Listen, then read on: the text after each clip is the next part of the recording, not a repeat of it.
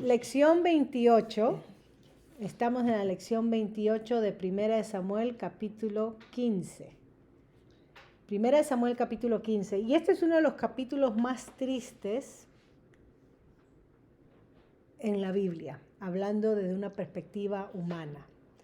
Uno de los capítulos tristes sobre el primer rey de Israel, Saúl, porque acá vemos en una manera completa cómo Dios lo desechó a Saúl como rey, qué es lo que ameritó para que Saúl fuera desechado como rey.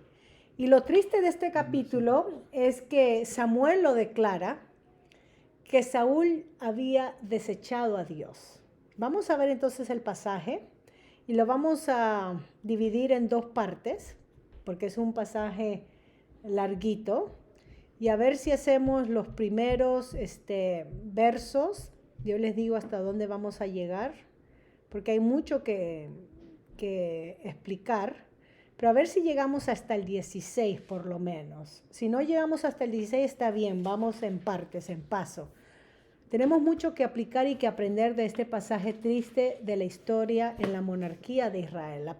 El primer rey, y es algo triste. Y el título de esta lección es La desobediencia es el obstáculo para el servicio. La desobediencia, hablando hacia Dios, ¿no? O sea, nuestra desobediencia hacia Dios es el obstáculo para el servicio. Y queremos tener también otro subtítulo, que es que la raíz de toda desobediencia es el orgullo. Es lo que este capítulo nos va a hablar. La raíz de toda desobediencia es el orgullo. Y vamos entonces a definir por qué el orgullo es la raíz de toda desobediencia. Vamos a leer entonces en partes para poder entender el pasaje. Versículos 1 al 3 y después tenemos nuestro tiempo de preguntas y comentarios, que eso sí no lo grabo, es los que estamos acá presentes, pero los que escuchan pueden escribir sus preguntas y comentarios. Dice así, versículo 1 al 3. Vamos a ver acá la batalla contra los amalecitas. Recuerdan que los filisteos eran uno de los grupos tribales que tenían sus 5 ciudades con sus 5 reyes, que eran enemigos acérrimos del pueblo de Israel y vivían en guerra constante. Bueno, acá hay otro enemigo del otro lado de la tierra que se llaman los amalecitas.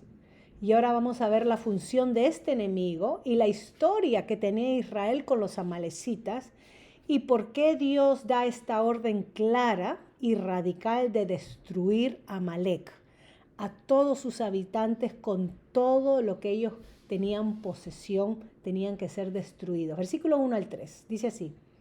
Después Samuel dijo a Saúl, Jehová me envió a que te ungiese por rey sobre su pueblo Israel. Ahora pues, está atento a las palabras de Jehová. Así ha dicho Jehová de los ejércitos. Yo castigaré lo que hizo Amalec a Israel al oponérsele en el camino cuando subía de Egipto. Yo castigaré lo que hizo Amalec a Israel al oponérsele en el camino cuando subía de Egipto. Ve pues, hiere a Amalec y destruye todo lo que tiene y no te apiades de él. Mata a hombres, mujeres, niños y aún los de pecho, vacas, ovejas, camellos y asnos. Ahora, este era un mensaje de Samuel, que era el líder espiritual de la nación, el sacerdote, el representante del pueblo ante Dios, para el líder político militar de Israel, Saúl. Y el mensaje es claro. Dice, castigaré lo que hizo Amalec a Israel. Destruye todo lo que tiene y no te apiades de él. Ese es el mensaje, esa es la orden clara y radical. Era un juicio total de aniquilación, de destrucción total contra los amalecitas. Ahora, esta palabra es un verbo, el destruir, destruye, se repite 7 veces en todo el pasaje. Recuerden que 7 es el número completo y perfecto, ¿no? 7 veces y en este relato, y enfatiza entonces que el juicio era total y completo. tenía que ser total y completo. Ahora, ¿qué sucedió? Porque acá se nos dice parte de la historia, la razón por la cual se tenía que destruir a Amalek. Dice que se opuso en el camino cuando subía de Egipto. Esa es la razón que ellos recibían, la aniquilación total, el juicio total. Ahora, la historia se encuentra en Éxodo capítulo 17. Estamos hablando de siglos antes. ¿Ok? Miren cuánto tiempo Dios aguantó en su paciencia para dar juicio a esta nación. Siglos antes, Éxodo 17. Los amalecitas fueron el primer pueblo en atacar a Israel después de que ellos huyeron de Egipto. Sabemos que ellos huyeron de Egipto vulnerables. De repente, después de haber celebrado la Pascua, en prisa salieron de Egipto. Un grupo que había servido por 400 años de esclavos, huyendo de su amo, de su opresor, y los amalecitas aprovecharon esa vulnerabilidad, esa debilidad del pueblo de Dios para atacarlos. Permítame leer la idea en el versículo Éxodo 17, versículo 14 al 16, porque esto resume lo que sucede. Éxodo 17, 14 al 16. Ustedes después pueden leer todo el pasaje para que tengan una mayor claridad del contexto. Dice así: y Jehová dijo a Moisés, escribe esto para memoria en un libro, y di a Josué que raeré del todo la memoria de Amalek de debajo del cielo. Y Moisés edificó un altar y llamó su nombre Jehová Nisi. Y dijo, por cuanto la mano de Amalek se levantó contra el trono de Jehová, Jehová tendrá guerra con Amalek de generación en generación. Y fíjense lo interesante que era contra el trono de Dios, que Amalek había contravenido, había operado. Aunque ellos atacaron al pueblo de Israel, Dios lo presenta contra él mismo. La misma idea cuando nuestro Señor Jesucristo se le presentó a Saulo en Hechos capítulo 9 y le dice, Saulo, Saulo, ¿por qué me persigues? Cuando él estaba persiguiendo a la iglesia, a los seguidores de nuestro Señor Jesucristo. Acá se usa la misma idea que Amalek persiguió a los israelitas para atacarlos, para aniquilarlos, aprovechando la vulnerabilidad de haber salido de Egipto. Y Dios dice, ellos se levantaron contra el trono de Dios. No dice contra Israel. Era un ataque ofensivo delante de Dios. Deuteronomio 25, versículos 17 al 19, repite la misma idea. Moisés repasa la misma idea del Éxodo 17.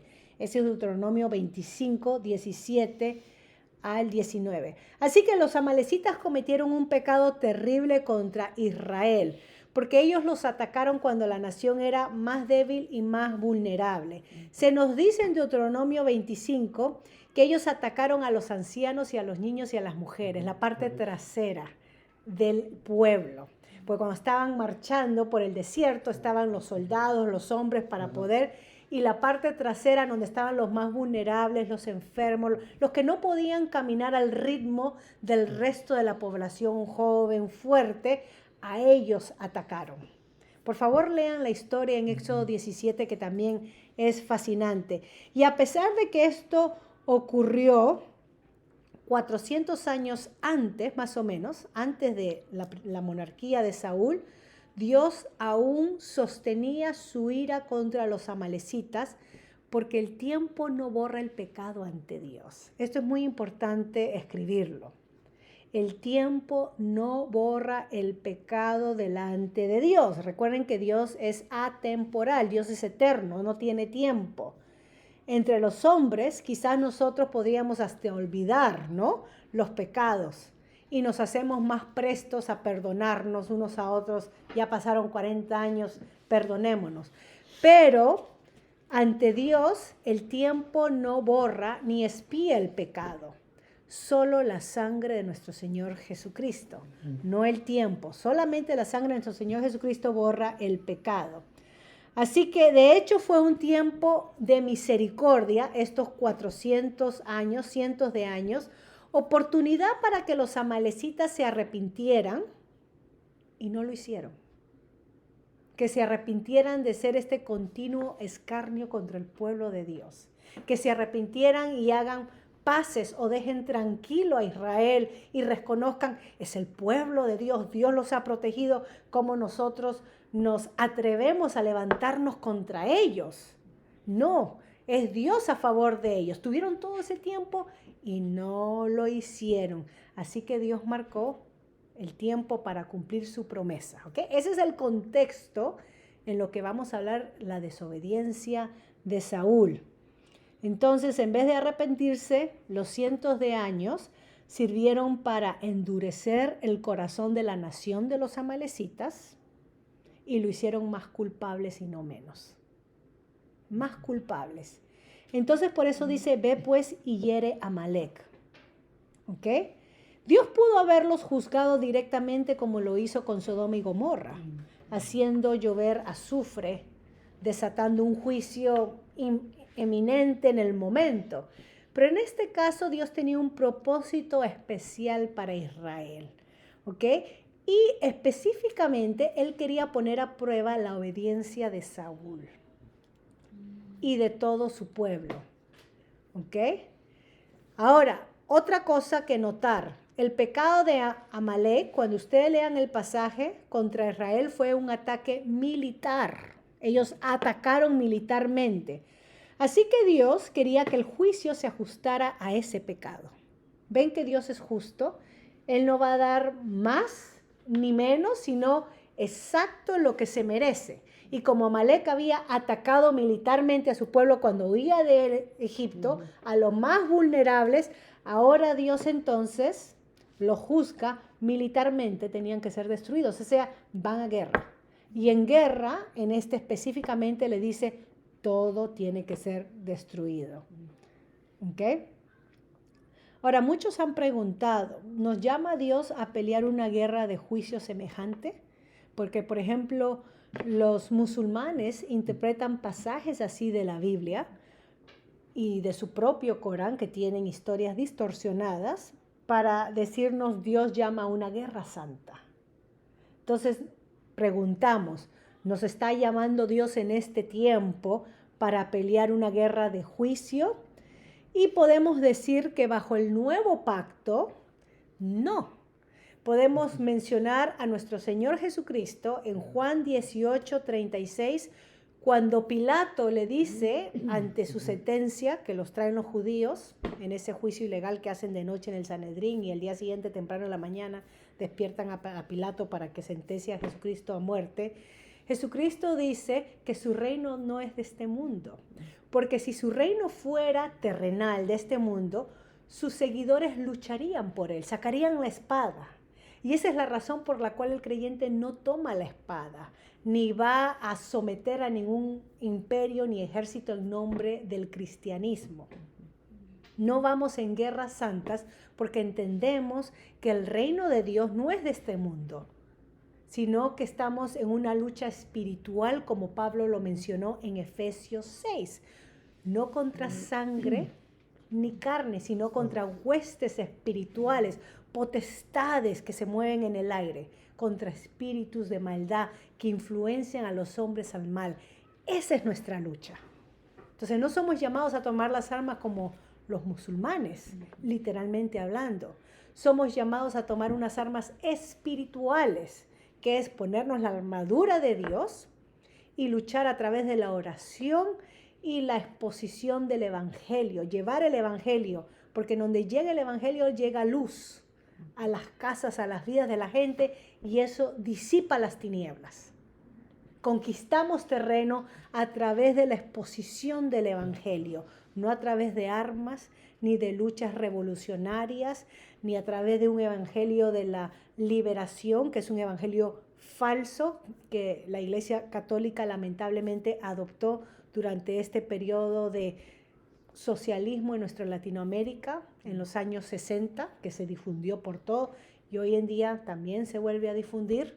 Nosotros no somos llamados a eso. Hay que entender bien el mensaje bíblico. ¿Ok? Así que Saúl entonces se prepara para el ataque contra los amalecitas. Versículo 4 al 6. Dice, Saúl pues convocó al pueblo y les pasó revista en Telaim, 200,000 de a pie y 10,000 hombres de Judá. Y viniendo Saúl a la ciudad de Amalec, puso emboscada en el valle. Y dijo Saúl a los ceneos, idos, apartaos y salid entre los de Amalec, para que no os destruya juntamente con ellos. Porque vosotros mostráis misericordia a todos los hijos de Israel cuando subían de Egipto, y se apartaron los ceneos de entre los hijos de Amalec. Ok, interesantemente acá Saúl convoca al pueblo para pasar revista. El escritor nos está presentando a Saúl como un líder militar capaz, ¿ok?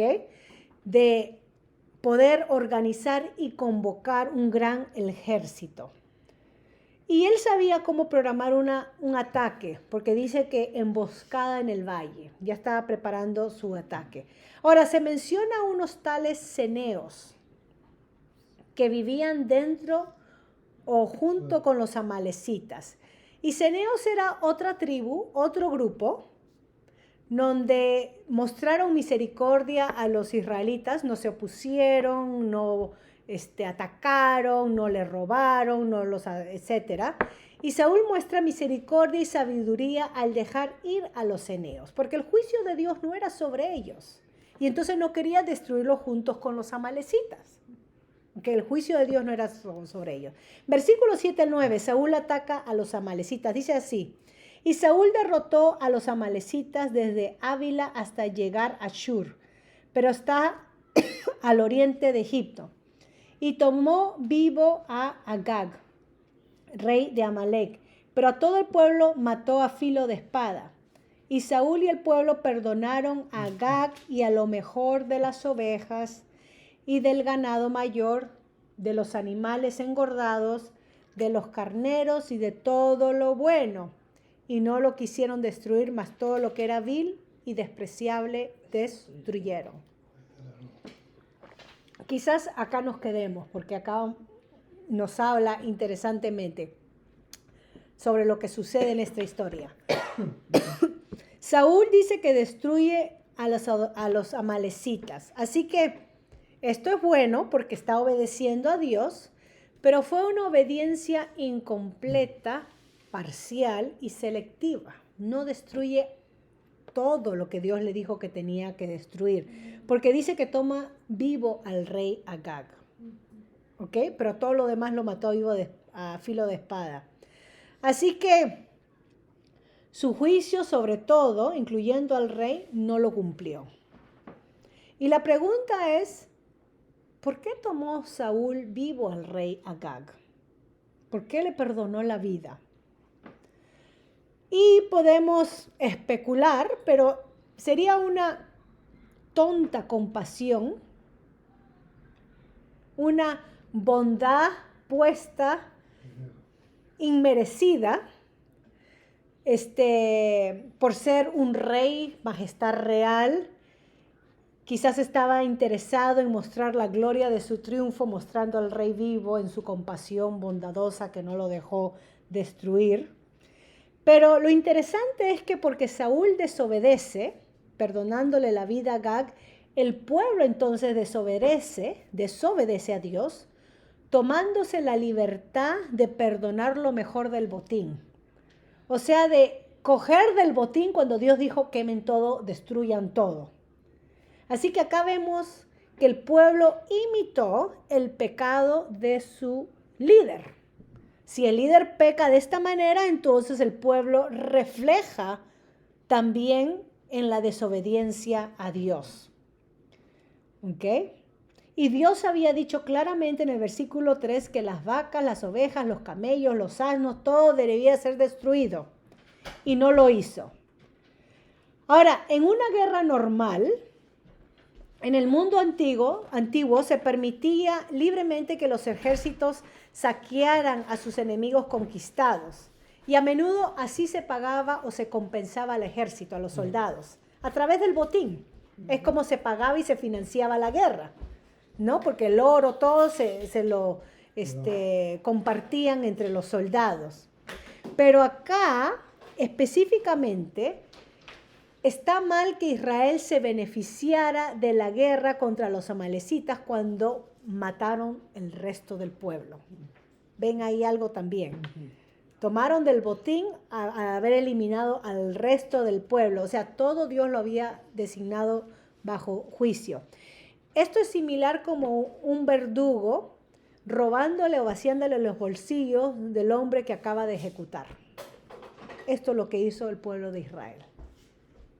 Asesinando a su enemigo y robándole entonces el resto de lo que tenía en el bolsillo.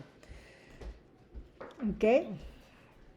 Conservaron lo mejor para ellos mismos.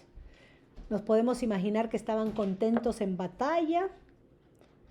Y lo peor de todo esto es que Israel no mostró el corazón de Dios sobre el juicio.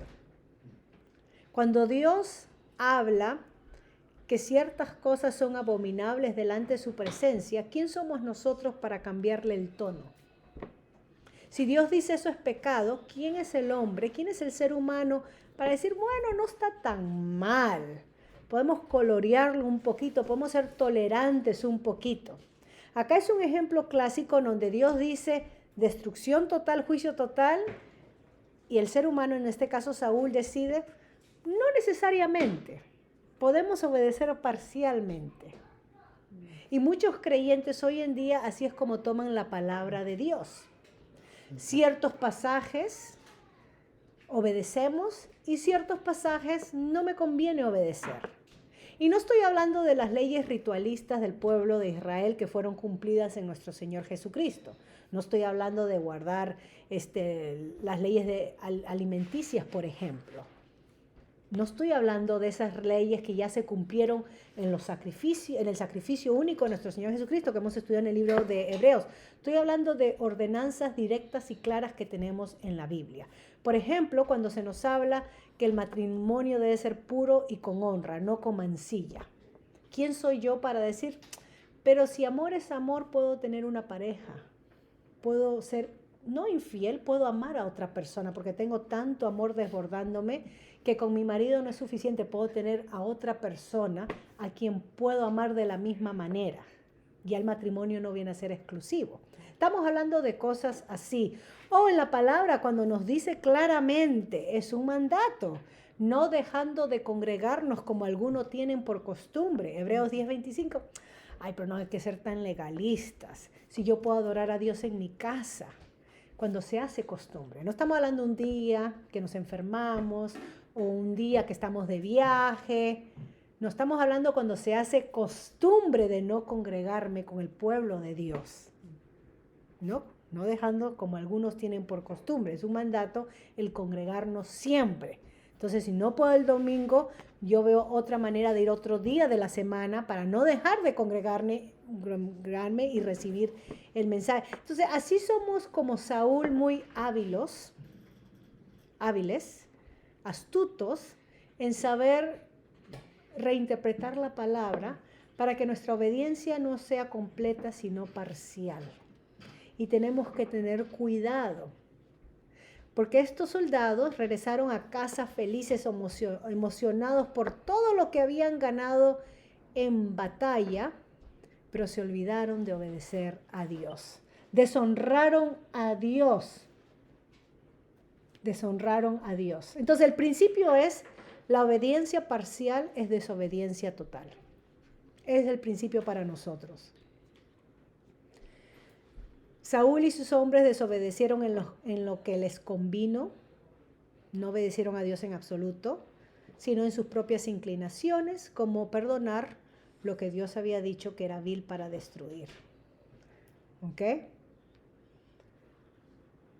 Ahora, nosotros podemos decir que Saúl perdonar a Amalek, al rey amalecita, es sin duda como nosotros ser tolerantes y perdonar alguna raíz de maldad, alguna indulgencia que tengamos, algún pecado favorito. Es como nosotros perdonarnos eso y ser tolerantes con eso. Del mismo modo como Saúl perdonó a Amalek. Así que Amalek para nosotros puede representar esa propensión al mal, esa inclinación al mal que existe en nosotros, esa inclinación a querer autogratificarnos.